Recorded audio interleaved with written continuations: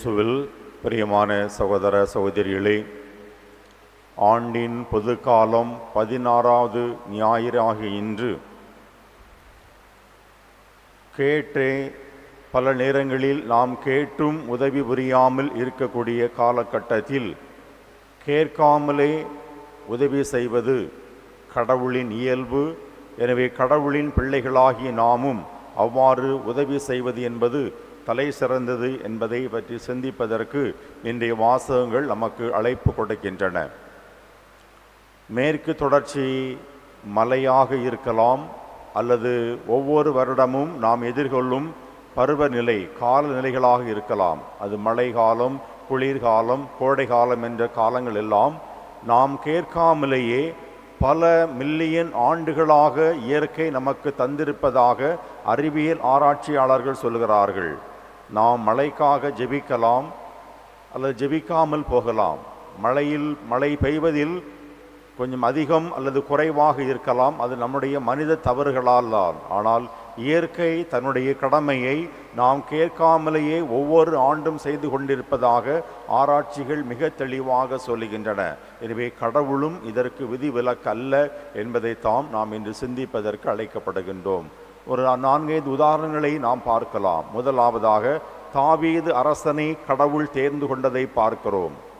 Samuel அரசனை Samuel இறைவாக்கினரை கடவுள் அனுப்பி, ஈசாயின் மகனை நான் தேர்ந்தெடுத்துள்ளேன், நீ அவனை போய் அபிஷேகம் செய்து என்று சொன்ன பொழுது ஈசாயின் பிள்ளைகள் 7 ஒவ்வொருவராக சாமுவேல் எதிர்கொள்கிறார். ஆனால் யாரையும் கடவுள் தேர்ந்து கொள்ளவில்லை.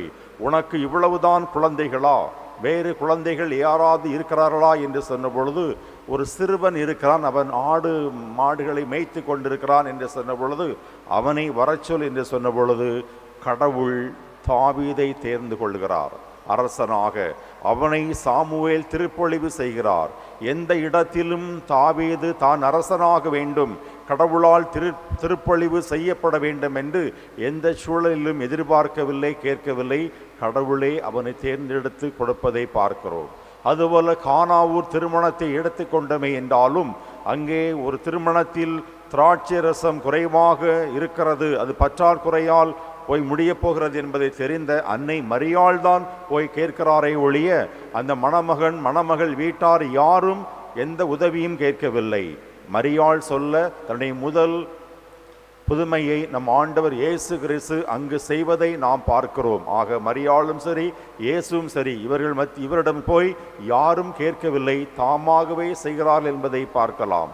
மூன்றாவதாக 38 ஆண்டுகளாக நோய்வாய்ப்பட்டிருந்த ஒருவர் சீலவாம் குளத்திலே ஆண்டவரின் தூதர் அந்த குளத்தை கலக்கும் பொழுது தன்னை யாராவது இறக்கிவிட மாட்டார்களா என்று ஏங்கி தவித்த பொழுது அவர் இயேசுவிடம் சென்று உதவி கேட்கவில்லை. ஐயா, என்னால் முடியவில்லை, நான் போவதற்கு முன்பதாகவே யாராவது ஒருவர் இறங்கி விடுகிறார்கள், எனவே நீர் எனக்கு உதவி செய்யும், நான் இறங்குவதற்கு நீர் உதவி செய்யும் என்று அவர் கேட்கவில்லை. மாறாக அவருடைய சூழ்நிலையை புரிந்து கொண்ட இயேசு தாமாகவே அவருக்கு உடல் நலம் அளித்ததை நாம் நற்செய்தியிலே வாசிக்கின்றோம். அதே போல 5 அப்பங்களையும் 2 மீன்களையும் பழுகுவதை மத்தேயு நற்செய்தி அதிகாரம் 14, 13, 21 வாசிக்க கேட்கிறோம். அங்கே இயேசுவின் வார்த்தைகளை கேட்பதற்காக ஆயிரக்கணக்கான மக்கள் குழுமி இருந்த பொழுது பொழுது சாய தொடங்கிறது.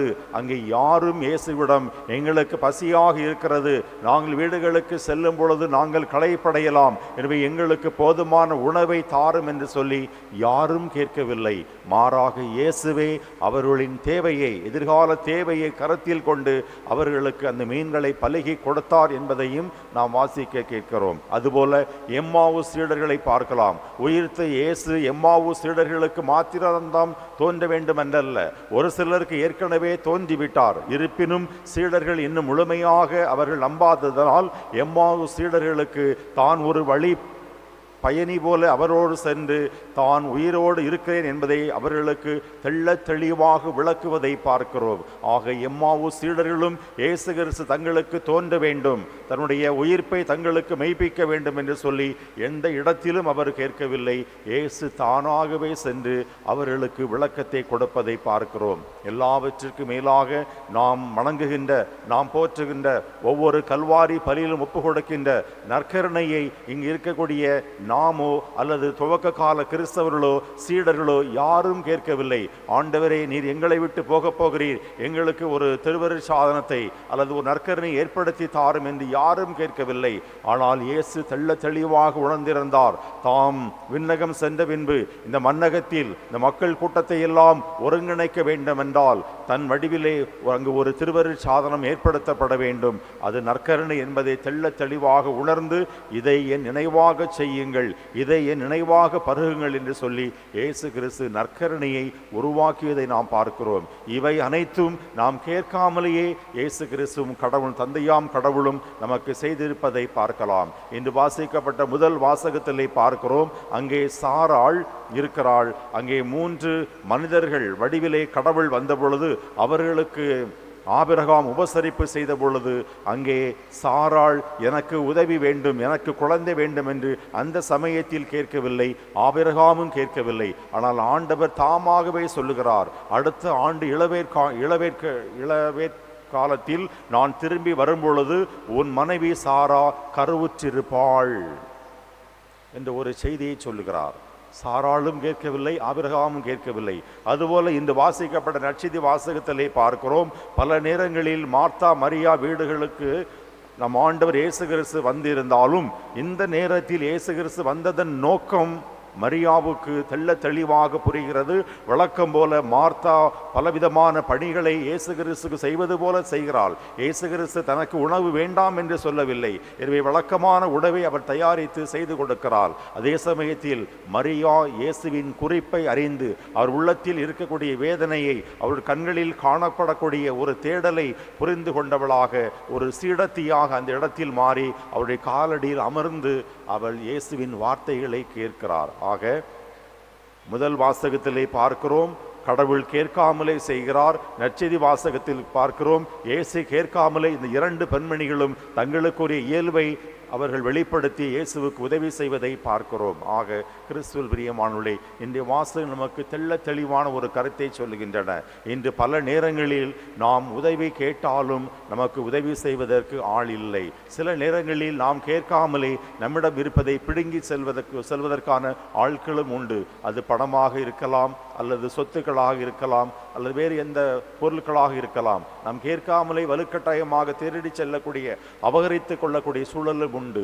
ஆனால் கேட்காமலே உதவி செய்வது எவ்வளவு சிறந்தது என்பதை நாம் புரிந்து கொள்ள வேண்டும். கேட்டும் இன்று பல பேர் உதவி செய்வதில்லை. அப்படிப்பட்ட சூழலில் இன்றைய வார்த்தைகள், இறை வார்த்தைகள் நமக்கு சொல்லக்கூடிய ஒரு சவாலான ஒரு கேள்வி, ஒரு விளக்கம், ஒரு செய்தி என்னவென்றால், கேட்காமலேயே கடவுள் இவ்வளவு உதவிகளை, இவ்வளவு காரியங்களை ஒவ்வொரு நாளும் நமக்கு செய்யும் பொழுது நமது அண்டையில் இருப்போர், நம் உடன் பிறந்தோர், நம் பெற்றோர், நம் குழந்தைகளுக்கு கேட்காமலேயே சில நேரங்களில் நாம் உதவி செய்தால் அது எவ்வளவு நலமாக இருக்கும் என்பதைத்தான் இன்றைய வாசகங்கள் நமக்கு சிந்திக்க அழைப்பு கொடுக்கின்றன. எனவே நம்முடைய வாழ்வில் நம்முடைய தகுதிகளுக்கு ஏற்ப, நம்முடைய சூழ்நிலைகளுக்கு ஏற்ப அக்கம் பக்கம் உள்ளவரிடம் தம் அயலாருக்கு கேட்காமலே உதவி செய்ய முடியுமா? அதுக்குரிய சந்தேகம். கொஞ்சம் கஷ்டமாக இருந்தாலும் நம்மளால் இயன்ற சிறு சிறு உதவிகளை, சிறு சிறு பொருள் உதவிகளை, சிறு சிறு தேவைகளை சந்திப்பதில் கேட்காமலே நாம் உதவி செய்தோமே என்றால் நாம் கடவுளின் ஆசிரை இரட்டிப்பாக பெற முடியும் என்ற ஒரு செய்தியை இந்த வாசகங்கள் நமக்கு தருகின்றன. எனவே கேட்டு உதவி செய்வதை காட்டிலும் கேட்காமலே நமக்கு உதவி செய்யக்கூடிய கடவுளை போல அவரின் பிள்ளைகளாக இருக்கக்கூடிய நாமும் கேட்காமலே உதவி செய்வதற்கு வாய்ப்பு உண்டா என்பதை சிந்தித்து நம்முடைய வாழ்க்கையில் கடைபிடிப்போம். கடவுளின் ஆசிரை நிரம்ப பெற்றுக்கொள்வோம். ஆமென். அனைவரும் எழுந்து நமது நம்பிக்கை